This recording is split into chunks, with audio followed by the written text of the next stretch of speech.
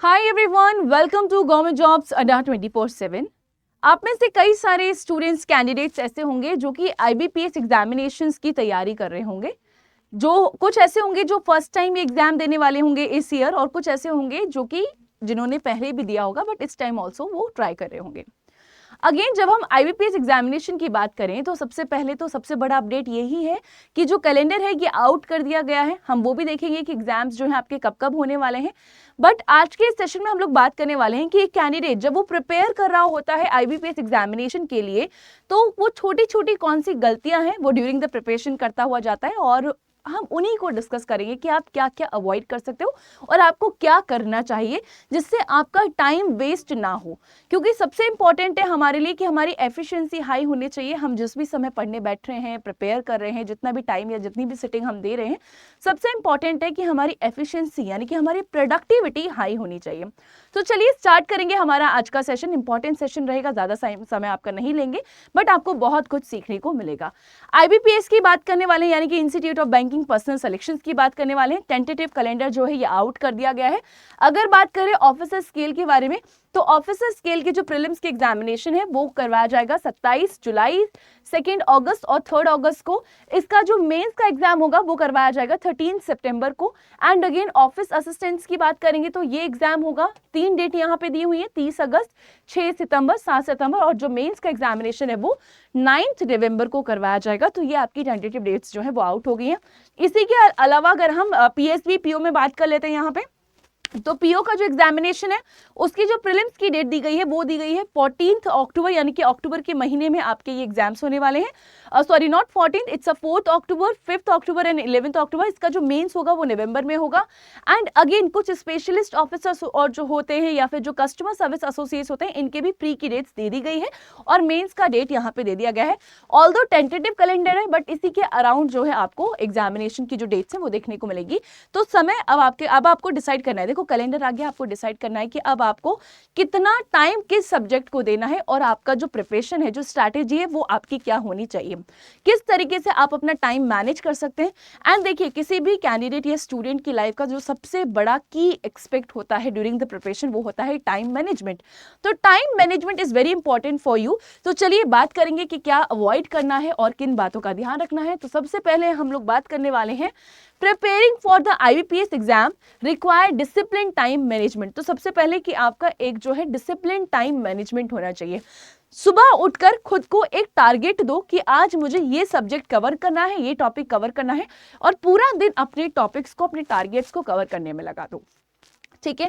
Yet many candidates unknowingly waste time in various ways. ठीक है, although ये आप इंटेंशनली नहीं करते हो but these are the ways कि आपका टाइम वेस्ट होता है, आप इसको मैनेज कर सकते हो और इसी के साथ साथ आप अपनी एफिशिएंसी इंक्रीज कर सकते हो। तो हम देखेंगे कि वो कौन से वेज हैं जिससे टाइम वेस्ट होता है। चलिए सबसे पहले बात करेंगे यहाँ पे excessive focus on easy topics. देखो ये ना स्टूडेंट्स एक तरीके से इंटेंट होता है कि जब हम तैयारी कर रहे होते हैं ना, हम प्रिपरेशन कर रहे होते हैं, जो हमें आता है ना हम उसमें सबसे ज्यादा टाइम लगाते हैं और हमें मजा आता है, हम कनेक्ट करते हैं। तो सपोज करो कई सारे स्टूडेंट ऐसे होंगे जिनका जो सब्जेक्ट होगा फेवरेट वो रीजनिंग होगा, तो वो ज्यादा से ज्यादा टाइम रीजनिंग ही पढ़ते रहते हैं।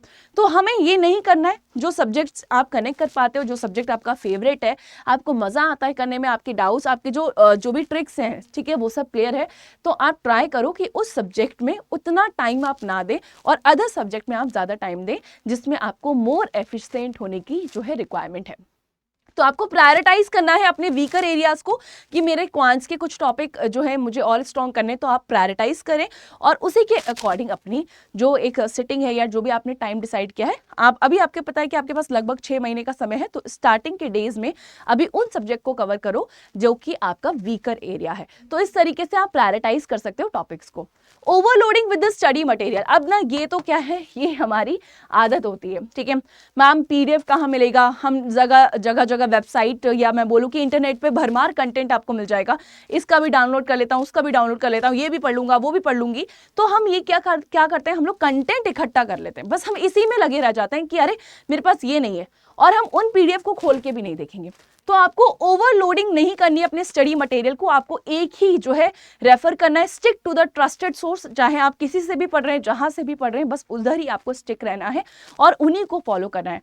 अगर फॉर एग्जाम्पल अगर करंट अफेयर्स की बात करें, ऑल्दो करंट अफेयर्स आपका मेंस में पूछा जाएगा, यहाँ नहीं पूछा जाएगा, करंट अफेयर्स की बात करें तो अगर आप लाइव क्लासेस करके करंट अफेयर्स करते हो तो लाइव क्लासेस करके करो, अगर आपको है कि हम मैम न्यूज़पेपर पढ़ के करते हैं तो उस तरीके से करो, अगर आप ऑनलाइन प्लेटफॉर्म से पीडीएफ डाउनलोड करके करते हो तो उस तरीके से करो, but stick to one only, ठीक है। जगह जगह मल्टीपल सोर्सेज आपको फॉलो नहीं करने, क्योंकि इससे आपका टाइम वेस्ट होगा, आपके टॉपिक्स भी कवर नहीं हो पाएंगे, बस आपके पास जो है कंटेंट इकट्ठा हो जाएगा जो कि आपको नहीं करना है, क्योंकि लेटर ऑन स्टेजेस में फिर आप उसको डिलीट ही करोगे। आगे चलते हैं, नेक्स्ट यहाँ पे देख लेते हैं नेग्लेक्टिंग मॉक टेस्ट। कई बार ये भी होता है, देखो हमने पढ़ा तो है बट हम मॉक टेस्ट देने से कतराते हैं, हमें लगता है कि नहीं मॉक टेस्ट देंगे हमारी परफॉर्मेंस आ जाएगी, सही पढ़ा है या नहीं पढ़ा है। कुछ बच्चों को ना फियर होता है, इवैल्यूएशन फियर, कि मुझे नहीं देखना कि मेरे रैंक क्या आ रही है, मेरी परसेंटेज कितनी बन रही है, मुझे ये नहीं जानना है, ऑल्दो मैं पढ़ रही हूँ अच्छे से, बट मुझे मॉक टेस्ट नहीं करना। तो जब हम नेग्लेक्ट करते हैं the importance of mock test, तो ये एक आपको नेगेटिव फैक्टर देखने को मिलेगा ड्यूरिंग द प्रिपरेशन। आपको मॉक टेस्ट रेगुलरली करने, आप या तो सेक्शन वाइज कर लो, टॉपिक वाइज भी आप मॉक टेस्ट कर सकते हो, आप चैप्टर वाइज भी कर सकते हो, ठीक है, एंड अगेन आप सब्जेक्ट वाइज भी कर सकते हो। तो पहले सेक्शन वाइज करो, फिर चैप्टर वाइज करो, और फिर पूरा एक सब्जेक्ट वाइज मॉक टेस्ट करो, और उसके बाद आप कंप्लीट मॉक टेस्ट करो। तो मॉक टेस्ट जो है वो आप किसी भी कंडीशन में मिस नहीं कर सकते हैं, मॉक टेस्ट आपको करना ही होगा रेगुलरली। और टेक टाइम्ड मॉक टेस्ट, यानी कि हफ्ते में एक मॉक टेस्ट लगा लो, वो आपके लिए बहुत जरूरी भी है। Avoiding time bound practice. अब देखो, अगर मैं बोलूं स्टूडेंट मैं आपको एक क्वेश्चन दे रही हूं, आपको ये सॉल्व करना है, आप इजीली उसको कर दोगे, बट मैं बोलूं अगर आपको 30 सेकंड में करना है तो एफिशिएंसी आपकी टाइम से आएगी, है ना। तो हम जो ये टाइम बाउंड प्रैक्टिस नहीं करते, ये एक नेगेटिव इंपैक्ट है। तो अगर आप क्वांट्स के क्वेश्चंस कर रहे हो तो एक टाइमर लगा के स्टॉप वॉच के साथ प्रैक्टिस कीजिए कि मुझे इतने समय में इतने क्वेश्चंस करने हैं। इससे आपकी प्रैक्टिस के साथ साथ, ठीक है, आपकी स्पीड भी जो है इंक्रीज होगी, और आपके एग्जाम में स्पीड का एक बहुत बड़ा रोल होता है, ठीक है। तो again solving question without time limits may not help in an examination, क्योंकि आपको तो देखो पूरा दिन है, 2-4 क्वेश्चन मतलब पूरा दिन आराम से कर रहे हो, वो आपको उतना हेल्प नहीं करेगा। जब आप टाइम बाउंड तरीके से प्रैक्टिस करोगे, क्वेश्चंस की स्टॉप वॉच लगाकर क्वेश्चंस की प्रैक्टिस करोगे, तो वो आपको जो है आपका जो सब्जेक्ट है, क्वांटिटेटिव एप्टीट्यूड हो गया या रीजनिंग हो गया, उससे आपका सब्जेक्ट इंप्रूव होगा। So this is important. Second यहाँ पे बोला है इग्नोरिंग करंट अफेयर्स। अब ड्यूरिंग व्हाट हैपन कि हम इनिशियल स्टेजेस में क्या करते हैं, करंट अफेयर्स को इग्नोर करते हुए चलते हैं।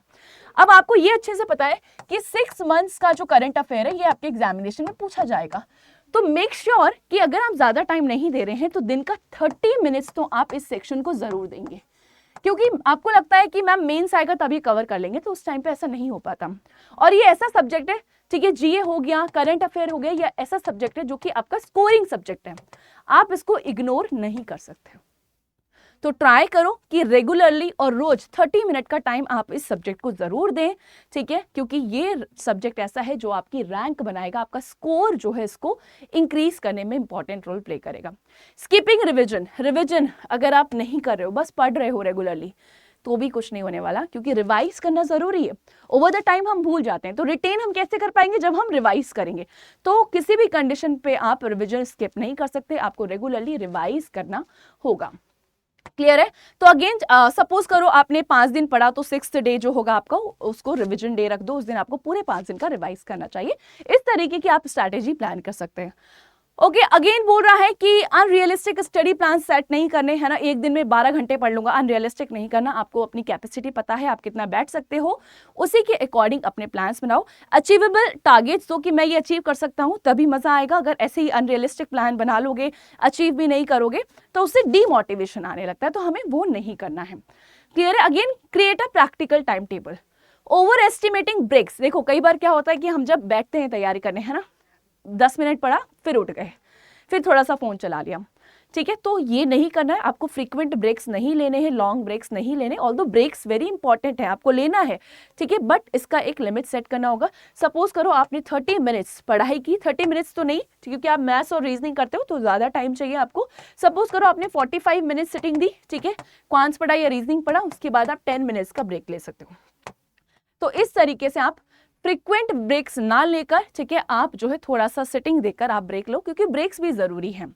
ऑलराइट, आई होप ये सेशन आपको अच्छा लगा होगा, कुछ ना कुछ आपने इस सेशन से जरूर सीखा होगा। अगर आप आने वाले टाइम में आईबीपीएस एग्जामिनेशन को टारगेट कर रहे हैं तो आप हमारे जो है बैंक महापैक के अंदर एनरोल कर सकते हो। इसमें हर एग्जाम आईबीपीएस आरआरबी सब कवर किया गया है। ये जो एग्जाम है अभी आपको 12+12 मंथ्स की वैलिडिटी के साथ मिल रहा है। अगर आपको 6+6 मंथ्स की वैलिडिटी के साथ लेना है तो भी आप इसके अंदर एनरोल कर सकते हैं, प्राइस और कम हो जाएंगे। मैं आपको एक बार दिखा देती हूँ कि आपको क्या करना है। आपको अड्डा 24/7 पे जाना है, आपको गूगल पे लिखना है अड्डा 24/7, फर्स्ट लिंक जो है इसी पे क्लिक करना है आपको। एंड उसके अलावा आपको फिर जाना है बैंक पे, बैंक महापैक आपको यहाँ पर देखने को मिलेगा। एंड जैसे आप बैंक महापैक पर क्लिक करेंगे तो यहाँ पे आपको 2 प्लान्स दिए हुए हैं, 6+6, अभी ऑफर में एडिशनल 6 मंथ्स दिए जा रहे हैं।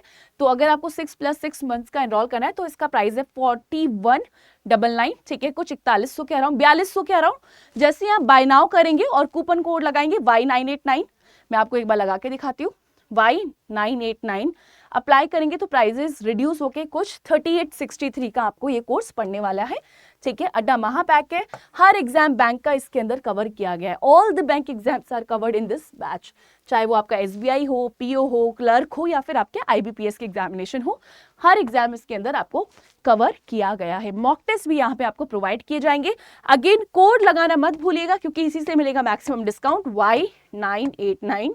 एंड इसी तरीके के अपडेट्स के लिए, वीडियोस के लिए आप हमारे चैनल गवर्नमेंट जॉब्स अड्डा 24/7 को अभी के अभी सब्सक्राइब कीजिए, लाइक कीजिएगा। सेशन कैसा लगा? Bye bye, take care.